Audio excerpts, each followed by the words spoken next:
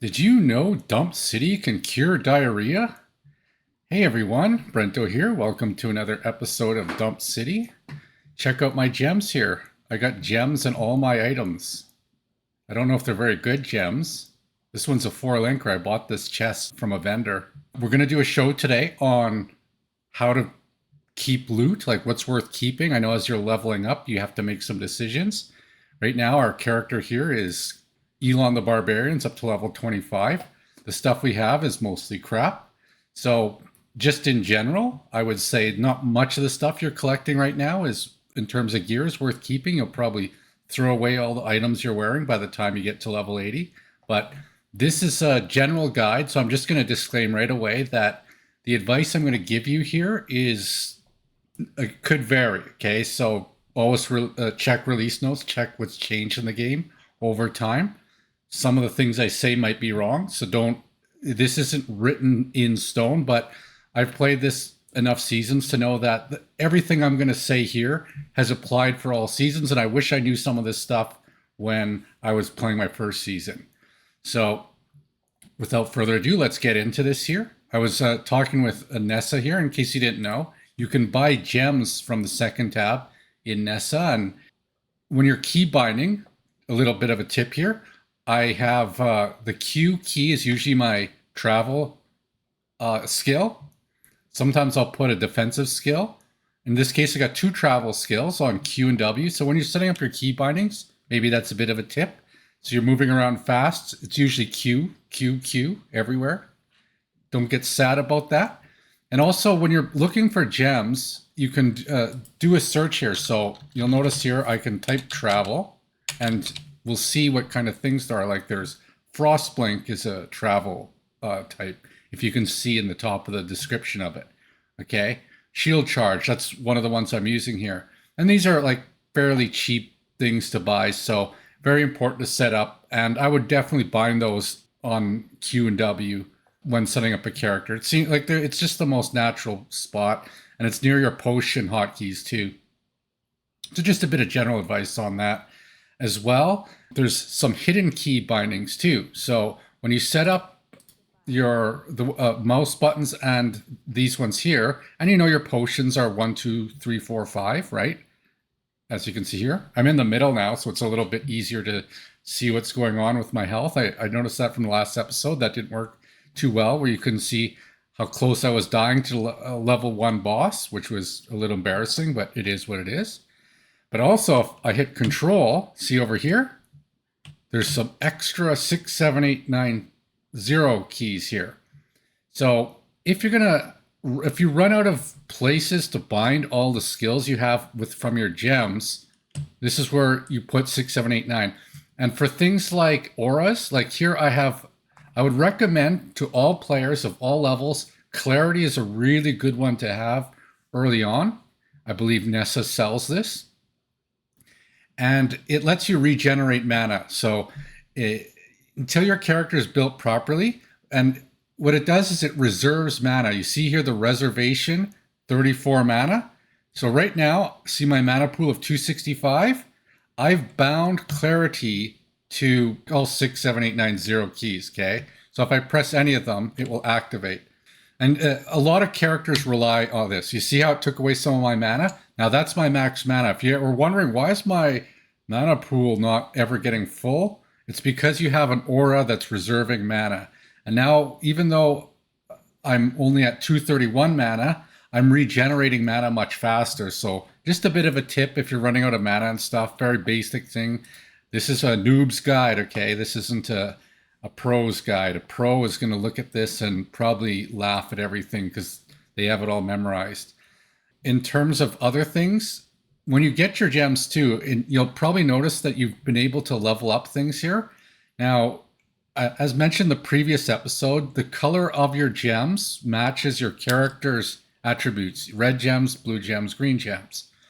Because I'm strong in red, I will always basically try to max out red gems. Okay, there's some mana efficient reasons why you wouldn't, but in general, you want your primary color. It's okay.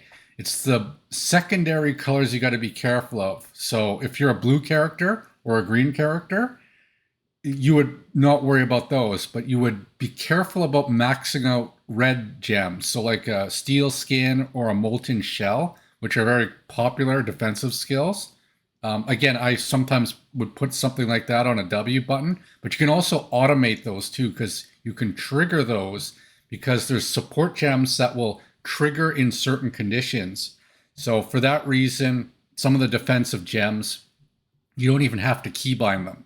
Okay, so just keep that in mind. And you also may not wish to max them out. So just general advice with that. A few other things. We have all these resistance here. The font's probably terrible. I don't know if you can read this. I can barely read this on my own screen.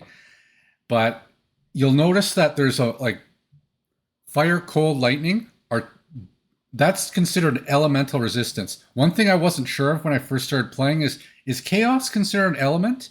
And the answer is no. That's a separate type of resistance. So when something says resist to all, it means only the 3 basic Diablo 2 type resistances. Okay, and if you haven't tried the game yet and you're still looking at it to assess some of the qualities of it, this is probably the closest thing to a Diablo 2 sequel there is. Diablo 2 was one of the best RPG games. Definitely for its era, it was the classic.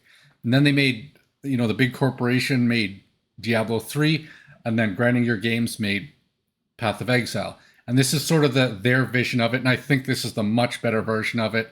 Path of Exile, like even Elon Musk went from Diablo to Path of Exile once he tried it. So it's, in my opinion, it's awesome. And if you did like Diablo 2, you're going to love Path of Exile just in general. Likewise, in terms of chaos, and this is something not present, I don't believe these mechanics existed in Diablo 2. So in terms of chaos resistance, you have to get a separate stat for that. But also, in general, something to know about chaos.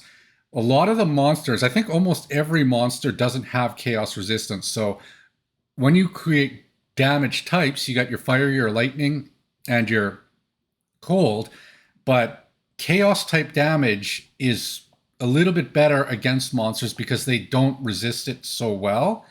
However, it's a little harder to get chaos type damage. And things like poison, for example, that would be classified as chaos damage, okay? There's different types of damages. They'll say they're chaos, but if they don't, sometimes it's kind of implied.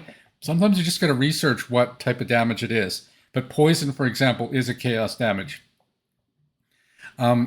Couple more things in terms of when you're picking up gear, okay?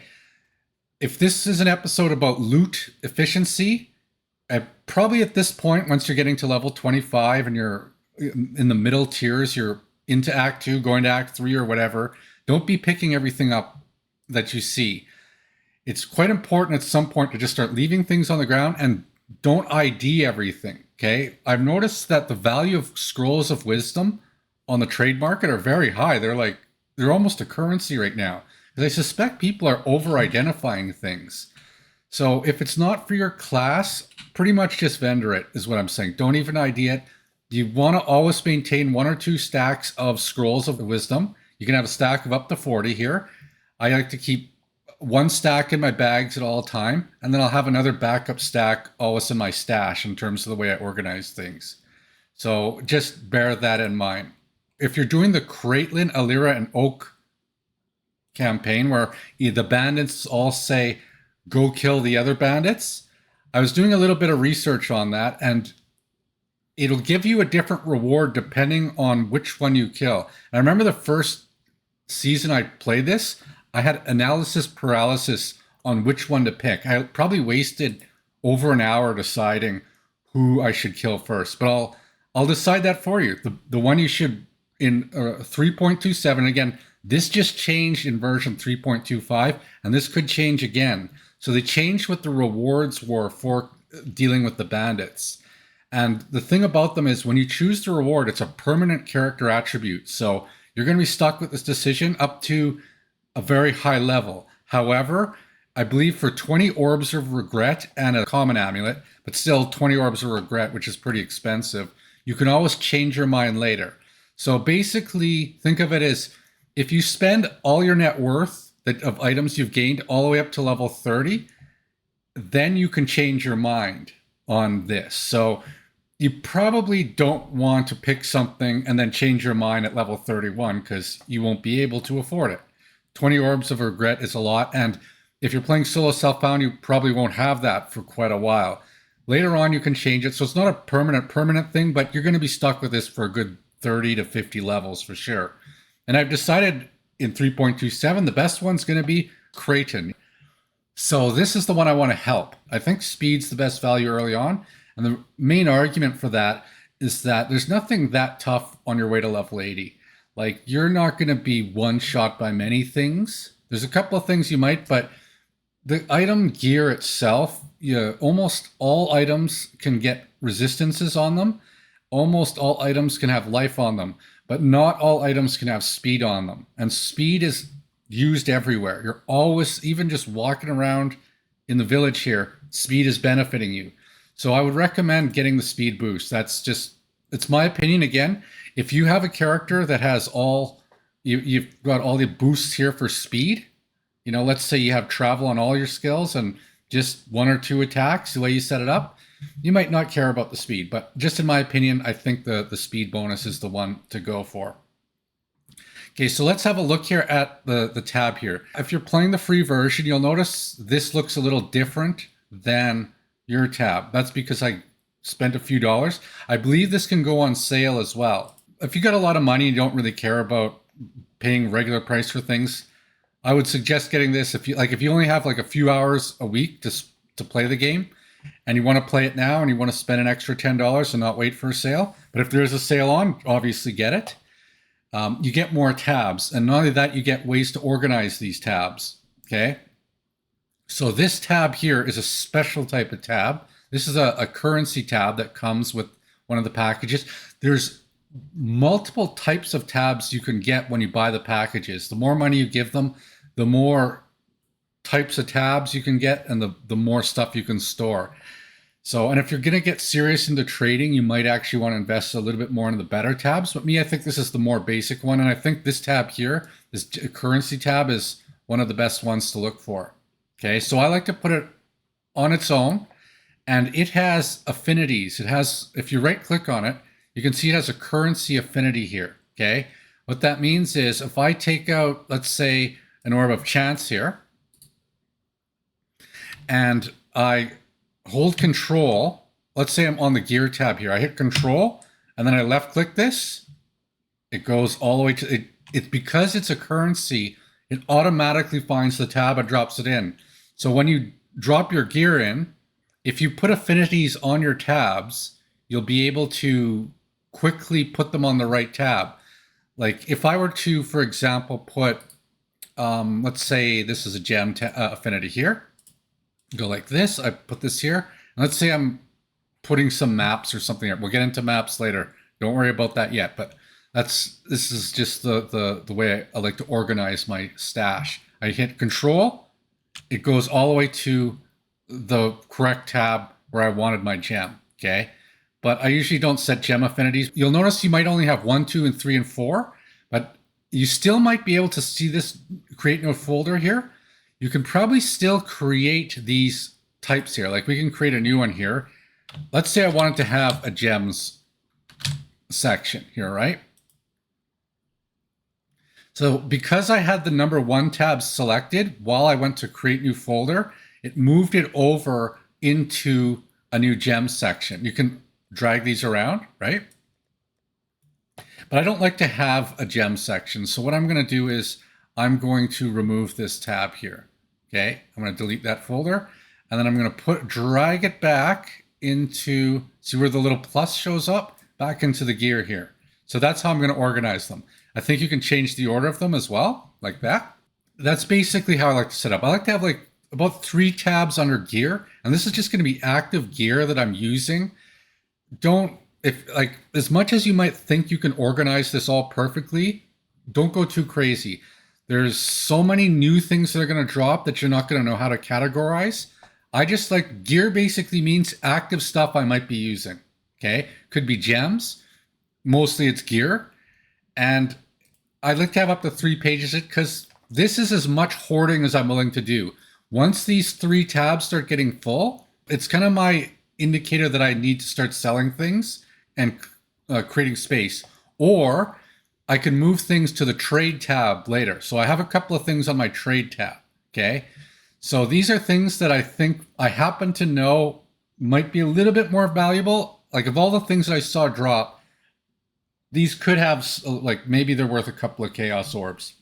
Currencies and crafting are almost synonymous in the game. It's kind of an interesting thing where you trade using the crafting resources. So the chaos orb and the alchemy orb are probably, or the orb of alchemy. I have no chaos orbs yet, but I have one orb of alchemy so far, which is good, right? If you are in a trade league, you don't want to be spending those for crafting right away, because that's what people expect. So they're not only are they useful for crafting, you've got to keep them around, and you've got to sell things for them in order to be able to have something to trade with. So at the low levels, orbs of alchemy and chaos orbs are the things you want to. Don't be wasting them if you plan to buy stuff later, because you're going to need them. This is how I set it up. I have like 3 of my tabs here. If you are playing the free version, you're probably only going to have 1 tab allocated for gear. Then I set up 3 for crafting. Okay. Again, if you got the free version, you're probably only going to have 1 tab. You might want to put your essences if you've been getting these essences that let you craft things. There's a whole bunch of other currencies too that you can also craft with. Okay, or other materials that let you craft. Okay, so these are crafting reagents. These are crafting other types of crafting. Okay, more sophisticated types of crafting. Okay, so they're not considered currencies either. These are currency / crafting. These are just crafting things. As you level up, you'll see them. You've probably seen essences by now if you're at least level 25. And you'll see more types of things, and you'll see a lot of these essences over time. I like to keep rings too for crafting. As you saw in the previous episode, you can combine rings.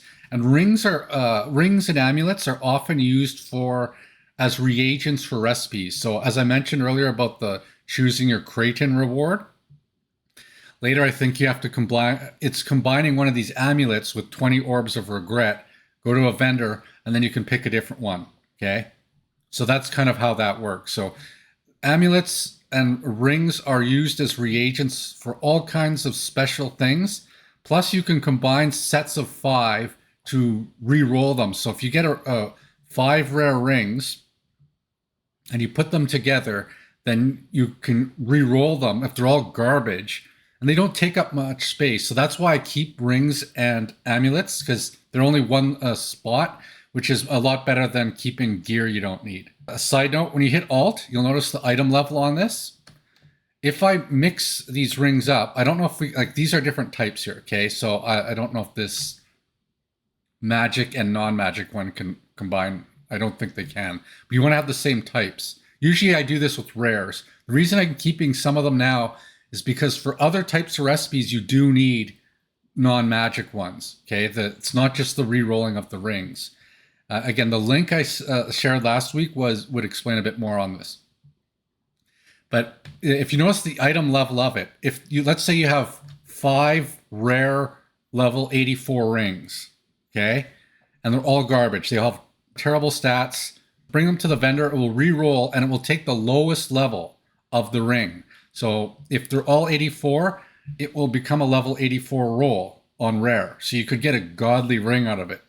If you put a single level 50 rare and 4 level 84s, it'll be level 50, and it won't be able to roll as well. So this is something I like to do a little bit on the side. And just in general, the reason I organize my stash this way is because you have 2 ring slots, okay? And these are kind of the slots, because they take minimal space, where let's say I need some dexterity to put a certain gem in, okay? I can't tell, each league I've played, these were kind of like the trash bin for crafting, but I've gone into these bins and went, you know what? Given my shortage of dexterity or whatever stat I was looking for, I could use that. Usefulness is in the eye of the beholder. It's not necessarily good or bad for anyone. So just keep that in mind. And you can always, at some point, just re-roll them. So there's multiple purposes. This is why I organize it this way. Okay. And later on, you'll get to maps and heists and various other. Basically, once you're done the campaign, you need resources on this tab in order to do new maps. And that's what this will be all about later. For now, you won't use it, but I would leave one set aside. If you only have 4 tabs, these would be like the 4 I would. Again, if you have the basic free version, you can't trade or sell anything on the auction house anyways, so it's kind of moot. You'll notice these are green, these tabs. These are the trading tabs, right? And I believe they in 3.27, they changed some trade mechanics with this. I'm playing in a solo self-bound league, so obviously I can't do any trading right now, but that's just, you know, why they're green, okay? Later I might upgrade this to a regular league, and I might want to sell some of the things. Like if I were to find something that were extremely valuable, I might consider upgrading it, right? Just to trade for something else. In terms of setting up your stash, that's kind of how I do it. That's my organization level. Other things, before we get too far into it, you've got to remember this is Dump City, okay?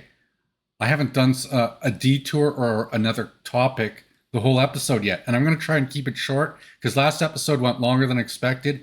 And I noticed this one's going over time as well, but I want to talk to you about a topic that I think isn't discussed enough, is a new spectator sport that's coming across Western nations. Have you heard about this?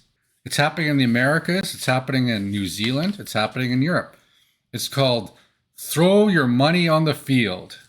And what that is it's for middle-class people who go to sporting events. You know, right now, if you go and buy a beer somewhere, it might be $15, might be $20, maybe it's $30. Who knows? Depends on how much the oligarchs of your region are trying to gouge you, and they keep you captive. Like, I know in some of the stadiums and arenas I've been to lately, they don't even let you go outside to get a cheap beer across the street. You're forced to stay in there, and then they gouge you. They charge you 5 times the normal cost. So people got sick of that, so they started a new sport where it's just, you just take your money and you walk up to the field and you just throw it on the field. That's it. But beer is cheap otherwise, okay? And that's the sport. It's a new thing. I think in New Zealand, the All Blacks, they get a lot of attention. I've never been to an All Blacks event, but I imagine the beer is very expensive there. And some of the people are upset about that. So I think they have some competition with this new sport in that people are going to just go to this other event where beer is a fifth the price, and they can instead, rather than watch the sporting event, just take their money and throw it on the field, right? It's cheaper for them this way overall. All right, that was one topic here. I'm only going to do one this episode because time's limit. I want to keep this format shorter.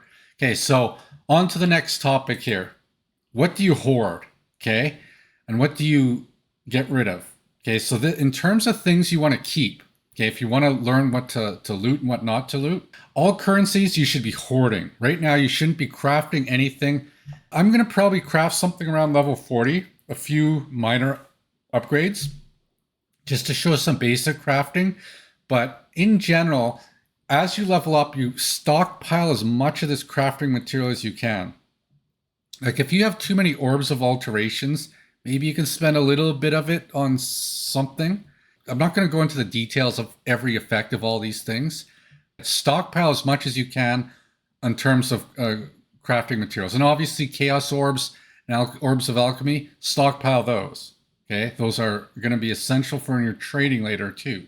Another thing too, I like to keep heavy non-magic belts. Okay, you'll notice I have a non-magic heavy belt and an orb of chance here. So I'm going to right-click this and see what happens here. You see what the orb of chance does? Upgrades a normal item of a random rarity. So this is something fun you can play. It's called Roll for Mage Blood, right? A Mage Blood is such a valuable item, you could probably buy a TV if you sold it. It's like ridiculous. So I like to keep these. I wish someone would have told me this my first season, but if you ever get a non-magic heavy belt, just something to keep an eye for. Same with non-magic flasks. There's many recipes that you saw in the previous episode. Flasks are also used as reagents. And in a solo self-found league, This is keeping these for when you start crafting. Now, I'm not going to use these up right away. I consumed one of these belts. You could consume these heavy belts as you go. This one's trash, basically, so I'm going to throw this in the garbage.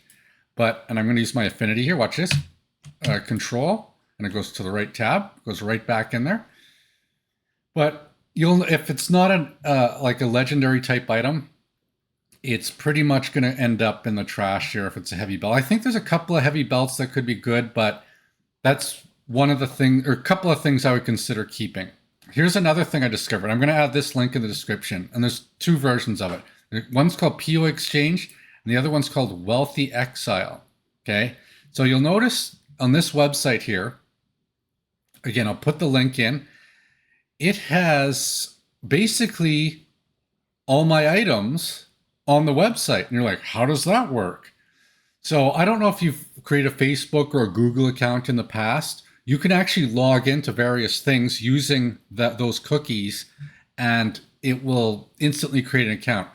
In terms of the PoE Exchange and Wealthy Exile, similar login process, but you're going to use your Path of Exile cookies to do that. So once you set that up, then choose your character, and then see these are the numbered tabs, and you see how it even keeps the sections I created here. It says gear, craft, map, just like before. And I selected them all. I checked them all, and then I hit take snapshot. And what this does is it cross-references the data from pathofexile.com, the website you should definitely have bookmarked. And it will look up the values of the things you have so that you can quickly determine what's crap and what's not. So pretty much anything. I have my threshold set for this one here. I don't know if this is a pro tip or not, but I set it up so that the price thresholds are 0.5 for each. So anything half a chaos or more, it will kind of itemize in terms of price. Less than that, it doesn't really, it'll ignore it. And just a side note too, you'll notice it's not looking on my character nor in my current bags for doing this. You got to put your items in your stash for it to determine a value. So don't vendor your mage blood because it's on your main character stash and you didn't put it inside this stash to take a snapshot. Okay, so I'm taking a snapshot here. You can only do this. This is quite data intensive, so you can only do this every few minutes. And most of the stuff here I have is crap, except this barracks grip, which incidentally is a reagent for another ring later on. But I'm actually using it on my character. So this is, if you have tons of items and you don't know what they're worth, this is an invaluable tool. I absolutely wish I knew about this in my first season. If anything, this video could be condensed into just this. This is the most valuable thing, because now you know what's worth something. However, it won't be able to identify a rare item and weight its affixes and the number of sockets and the links and whatnot. You're going to have to figure out the value of items yourself. Okay, so those, I don't even think it bothers to try. It only goes for known items like unique. So if you're not sure if a unique is worth something, then you would go use this tool to figure that out instantly. Just be sure to put it on the stash. So in terms of the items here, this is only worth, it's worth less than a chaos. This here, it's like another nice unique item. These are all nice unique items here, but all these things, oh no, the Grand Mana Flask, I'm still using that for combining things, okay? This ring I'm wearing, okay? That was also worth 2 chaos, so I'm not selling that just yet. It's probably the only thing of value. So I go to Nessa here, I go to sell items, I sell all these things. I could recombine these flasks, but those are just garbage, useless flasks anyways. So I take everything, and this is the pro tip. Sell as much stuff as you can. Leave your bags empty as you level. You got to be constantly creating space. And be careful when you're trading too. If you're in a trade league, there's a lot of scammers out there. Some of them will, like, they'll list an item for really cheap for sale, and then meanwhile they'll be AFK if you try to buy it, but they're actually subsequently trying to purchase the item from other people, saying, well, look, this is the going price. Like, let's say that ring is worth 2 chaos, right? And in truth, it's actually worth 5 chaos. I never actually checked, okay? I know I'm using it, so it's kind of moot. But if enough people were recently selling it for 2 chaos, it could be presented as 2 chaos, but they're artificially changing the price to be low. Meanwhile, they're probably buying them and not selling them, right? So just be mindful of that. If you have a very, very valuable item, anything over, like starting off, anything over 2 chaos, you should probably double check because it could be worth 10 chaos, right? So look for the low, go to the pathofexile.com's main trade website, search the item, and see how many are listed at that 2 chaos price. If there's only 1 or 2, and then there's 1,000 listed at 5, the price is probably closer to 5 in reality. So just keep that in mind. And yeah, it again, things like this here, like even though this owl here, okay, it will not be able to assess the value of that. Okay, I just happen to know that's an interesting item. Look how many suffixes and affixes, and if you hit Alt, look at the tier of them. Okay, so if you have lots of suffixes and affixes and they're all level 1, 2, or 3 tier, that's amazing. Now this is interesting because this is like, it requires level 12 and it has like a ridiculous amount of attributes, and I think they're suited for a class that might use this. So it is corrupted, it's not perfect. It's probably not worth even a chaos, but for a low level character, this could be interesting. There might be someone out there who's just starting to play going, oh, my low level, 15 guy, that would be godly to have that item, right? But I'm in a solo self-bound, can't do anything about it. Also, things like Vaal items are, you can't buy these at the vendor, okay? So this one might be worth maybe 1 chaos, but in a solo self-found league, I put it on this tab for storage too. Like later, let's say I want to use this. I'm like, I need a Vaal Spark. Can't buy one, but I have one on my trade tab. So even though it's not for sale yet, it's there for storage because it could be sold, and then later clear things out over time. You always want to be clearing things out. I think that's it in terms of things you should keep. Now, in terms of things you should get rid of, pretty much everything that's not for your class and it's low under level 80 is going to be garbage. If your class is not wearing it as you level up, it's probably garbage. So don't be thinking, oh, like if it's, let's say you go for up to level 80 and there's one item that you used for more levels than anything else during that process, that one item might be worth a couple of chaos orbs. Maybe put it in your trade tab. Okay, put it in one of the 3 you got here. Okay, or how many trade tabs your package bought, because it might sell. But otherwise, if you've only used it for a few levels and or you've got 1 or 2 better options in your gear section, again, this is a tournament process where slowly but surely you're going to find better gear, and you should be trashing the old stuff. And typically, if you didn't craft it and you didn't use it, it's not going to be very good for you. Okay. There are some things that have some base stats that you have to play a few seasons to recognize. I wouldn't worry about that. It's even if you did find it, then to find the right buyer, maybe you could get 10, 20 chaos. You'll understand that near the end of the season. The start of the season, sell everything that doesn't belong to your class, more or less, especially rares and anything that PoE Exchange says isn't valuable. Okay? They're going to basically all be useless. Don't waste space on bags like that. I think it's time for me to now go and kill the Act 2 boss here, and we'll see how that works. All right, here I'm playing against the Act 2 boss here. I did all the stuff to get to like my speed bonus. Let's see how much it helps me on the boss here. Look, I can outrun things a bit. It took quite a while to get here. I didn't realize how big Act 2 was. It's a couple of hours actually. So this is a little after the previous footage. And I didn't even realize I was walking into the boss here. I thought I could see where it is and activate it. I'm not really, like, I haven't spent all my points for it, so hopefully I don't die here. I probably will die, but that will maybe lead up to the next episode here where we try to maybe craft some items. Maybe an episode after that, but I think we're getting close to the point where there's a point where you kind of want the middle of the campaign as you're leveling up to upgrade your gear. Okay, so this is kind of I'm just before that, so I'm not necessarily as strong as I could be. But I don't know if you're having trouble with this boss. Maybe it's easy. I was actually reading as I was about to load. What's the name of the last boss in Act 2? And I'm like, oh, this is it.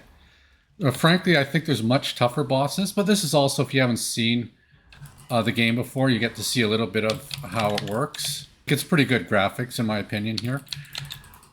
And if I was a bit stronger, I could maybe one-shot this thing, but right now it's a little tough for me.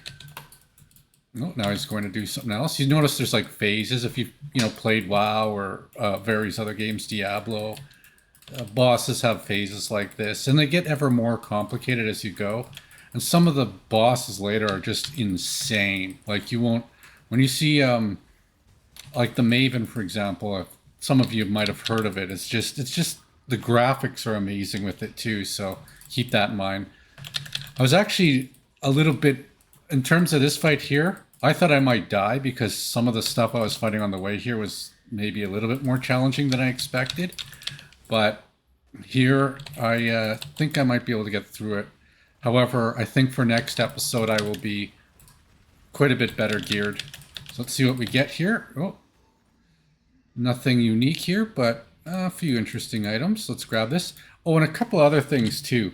Sell any kind of gem you're not using, okay? Because pretty much, well, these are all possibly usable things. Okay, I'm going to get rid of this thing here, this thing here. And again, see, I'm not IDing it. It's like this isn't, it's got one socket, right? When they have one socket or two sockets, it's not even worth seeing what's on it because you're not going to be able to work with it at this level, at least. Later on, you'll want un-ID'd things, but you want at least 4 link sockets in these type of, well, you can't get 4 in a quiver, but helmet and weapon, well, you can only get 3 in the weapon, but 4 in the helmet for sure. So yeah, one other thing I failed to mention is, look, I found a bunch of heavy belts here while I was leveling, but you should not bother keeping any gems that are not your class unless they're Vaal gems. So while I was just playing here a bit, I found a few more Vaal gems. Set them aside for now. Later on, maybe you'll want them. But otherwise, just sell other things here that you don't really need. So I'm just going to get rid of these gems real quick here. So I'm not going to do traps. I'm not going to do spell stuff. So just get rid of those too. So anyways, I hope you enjoyed this episode, and I will see you next week.